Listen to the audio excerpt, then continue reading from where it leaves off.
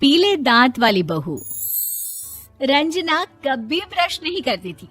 उसे कितनी बार उसके माँ बाप ने डांटा, लेकिन उसका कोई असर उस पर होता ही नहीं था, जिस कारण से उसके दांत पीले पीले हो जाते हैं। शादी के बाद अरे बहू, वैसे तो तुझ में कोई कमी नहीं है, पर तेरे दांत इतने पीले कैसे हैं बेटा? कैसे मतलब? कोई सर्जरी थोड़ी ना कराइए। वो तो क्या नाम, मैं ब्रश नहीं करती थी तो पीले हो गए। अब क्या करूं? आप कहे तो लाल करवा लूं या फिर काले? यार ये क्या है, क्यों माँ से लड़ रही हो? लड़ रही हूँ? अरे मैं लड़ रही हूँ या ये बोल रही है कि दांत पीले हैं, पीले। अरे तपस्या थोड़ी ना की है इन्हें पीले करने के लिए। बकायदा ब्रश नहीं किया है 20 साल तक, तब जाकर। छी, कैसी बात कर रही हो? ये उस वक्त तो पीले नहीं थे जब हम लोग तुम्हें देखने आए थे। अरे तब साफ करवा लिया होगा डेंटिस्ट के पास जाकर। अब देखो कैसे पीले पीले लग रहे हैं। रंजना सास की तरफ गुस्से से देखती है। फिर शुरू हो गई पीले पीले पीले। अरे पीले तो तब भी थे जब मेरे हाथ का रसगुल्ला उड़ा उड़ा कर खा रही थी और बोल रही थी, लड़की नहीं गुणों का खजाना दे रहे भाई साहब आप। खैर, अब वो लोग करते भी तो क्या करते, पीले दांत वाली बहू पल्ले पड़ी थी तो झेलना तो था ही।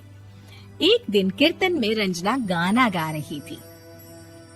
अरे कमला बहन, माँ का द्वार है, यहाँ तो सब शुद्ध होकर आते हैं, फिर अपनी बहू को ब्रश भी नहीं करवाती तुम। दूर से पीले पीले दांत भक्ति में बाधा उत्पन्न कर रहे हैं। अरे कोई 2 साल के बच्चे थोड़ी ना लेकर आई हूँ मैं बहू बनाकर। अच्छी खासी लड़की है, अरे कैसे करवाऊं ब्रश? ये तो उसे खुद करना चाहिए ना। अब माँ बाप तो इसके जैसे तैसे निपटा दिए, ये नहीं सोचा कि सास कैसे संभालेगी। सास बहू को लेकर घर आ जाती है, लेकिन सोच लेती है कि अब इसे लेकर कहीं नहीं जाएगी। अगले रोज बहू कहती है, अरे क्या हो गया, मंदिर नहीं जाना क्या? कीर्तन का वक्त हो रहा है। मेरी मधुर वाणी से कान्हा जी जागते हैं और सोते हैं। आप तो जानती है ना उनकी भक्ति में कितना मन लगता है मेरा। वो क्या है ना, तबीयत ठीक नहीं लग रही है मेरी, आराम करूंगी मैं। तबीयत ठीक नहीं लग रही? अभी तो मिथुन के गाने पर नाच रही थी आप, और अब बोल रही है कि तबीयत ठीक नहीं लग रही। अरे भक्ति में मन लगा लो सासू माँ, ऊपर जाना है, क्या मुंह दिखाओगी आप? हाँ? सास को बहू की बात पर गुस्सा आ जाता है। मैं क्या मुंह दिखाऊंगी, इसकी चिंता तो ना कर, समझी? अपने मुंह की चिंता कर, जो ये पीले पीले दांत लेकर हर जगह पहुंच जाती है। पता है लोग कितना मजाक बनाते हैं। ना जी ना, मैं नहीं जाना कहीं तेरे साथ। तो ये बात है, कोई ना, मत जाओ, मैं अपने कमरे में ही बैठकर भक्ति कर लूंगी।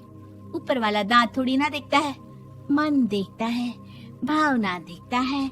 और अरे बस बस, तू सब कुछ दिखा, बस ये सफेद चमकदार दांत ना दिखाना किसी को, है? जा यहाँ से। बहू को सास की बात का कोई फर्क नहीं पड़ता, वो तो जैसी थी वैसी ही रह जाती है। सुबह नहाकर किचन में खाना बनाना, फिर खाना खाना, कीर्तन भजन करना और सो जाना। एक दिन, माँ जी मैं सहेली के घर जा रही हूँ, शाम को लेट आऊंगी। हाँ हाँ तो जाना, मैंने कौन सा तेरी आरती करनी है घर पर बैठकर। रंजना सहेली के घर जाती है, जहाँ वो पार्टी में जाने की तैयारी कर रही होती है।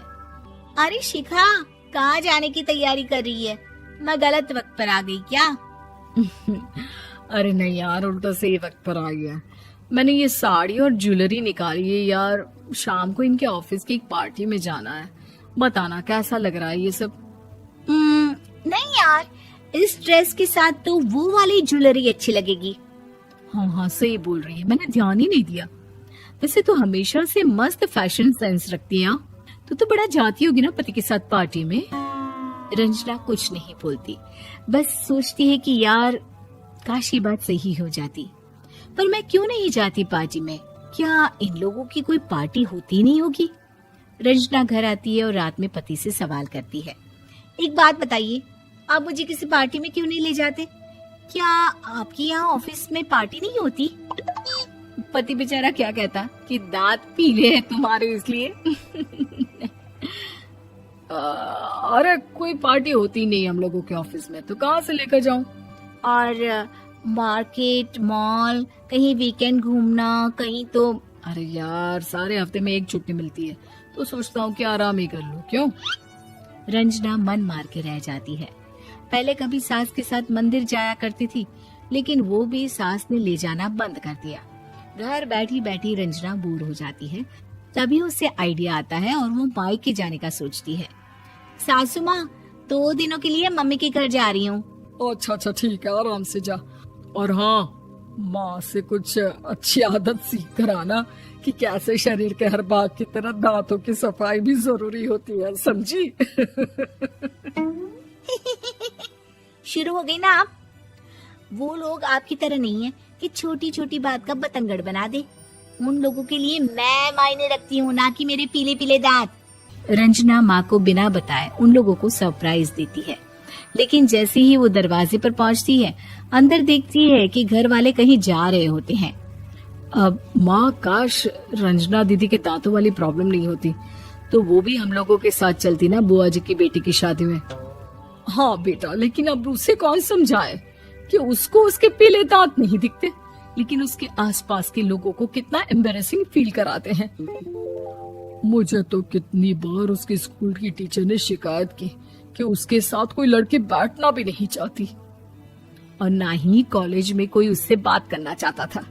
लेकिन पता नहीं क्यों उसे ये बात समझ में ही नहीं आती। कोई कमी नहीं है उस लड़की में, बस यही कि दांत पीले हैं। वो तो भला हो जीजा जी और उनकी माँ का, जो दीदी को जैसी है वैसे ही रखा हुआ है। रंजना को अपने घर वालों की बात सुनकर बहुत दुख होता है।